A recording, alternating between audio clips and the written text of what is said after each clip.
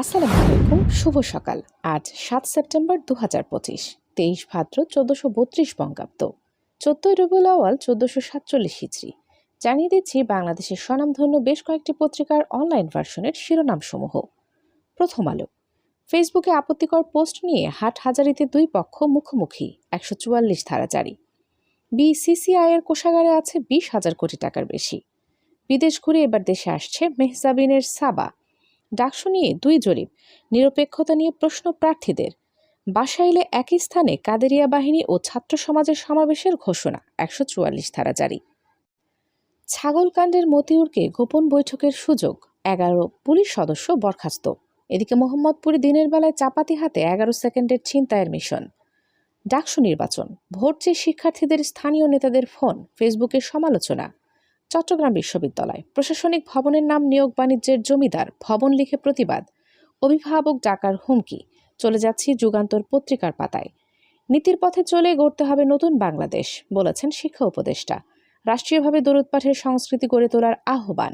যত অবৈধ অস্ত্র আছে তা ধাপে ধাপে উদ্ধার করা হবে, বলেছেন স্বরাষ্ট্র উপদেষ্টা।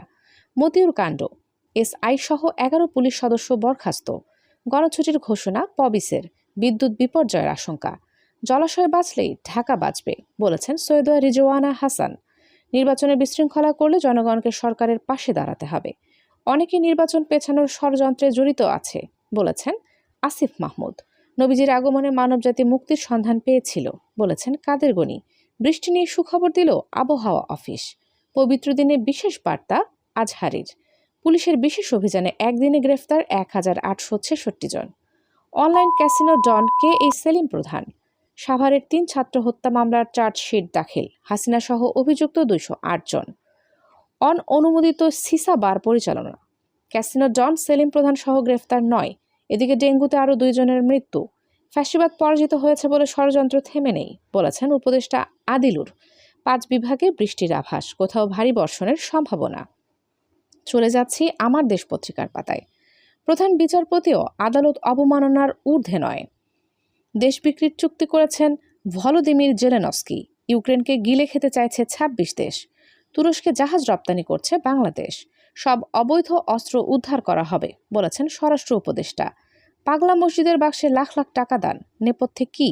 দেশের ছেলেমেয়েরা সত্যের মুখে দাঁড়িয়ে লড়তে পারে। হাসিনাকে আশ্রয় দেওয়া ভারত কখনোই বাংলাদেশের ভালো চায় না। কয়েক সপ্তাহের মধ্যে দেশে ফিরবেন তারেক রহমান। আওয়ামী লীগ নেতাদের মনোনয়ন দেবে জাতীয় পার্টি। এদিকে ডেঙ্গুতে আরও ২ জনের মৃত্যু, হাসপাতালে ৩৬৪ জন।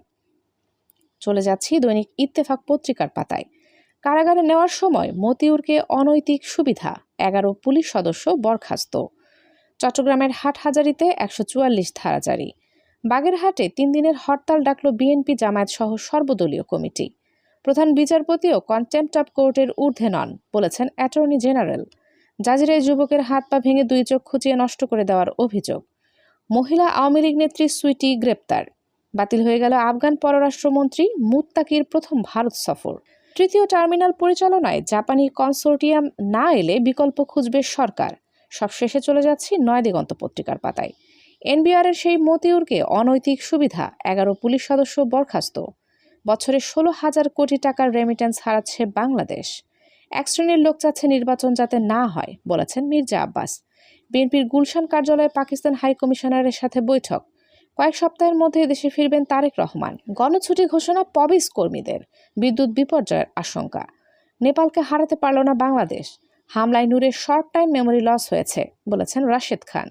স্বৈরাচার ব্যবস্থার পুনরুত্থান না চাইলে ভালো রাজনৈতিক চর্চা করতে হবে, বলেছেন সালাউদ্দিন। ভারত কি পাকিস্তানকে ইচ্ছাকৃতভাবে প্লাবিত করছে? লক্ষ্মীপুরে নিয়ন্ত্রণ হারিয়ে বাস খালে, নিহত ৫, আহত ২০ জন। বিজিবির মানবিক সহায়তায় মেয়ে শেষবারের মতো দেখতে পেলেন মায়ের মুখ। এদিকে আওয়ামী লীগ দেশের পাটকল ধ্বংস করে দিয়েছে, বলেছেন মঈন খান। সবশেষে জানিয়ে দিচ্ছি আবহাওয়ার সংবাদ। আজকের সর্বোচ্চ সম্ভাব্য তাপমাত্রা ৩২ ডিগ্রি সেলসিয়াস এবং সর্বনিম্ন তাপমাত্রা ২৮ ডিগ্রি সেলসিয়াস। সারা দেশের বিভিন্ন জায়গায় হালকা থেকে মাঝারি বৃষ্টিপাত হতে পারে।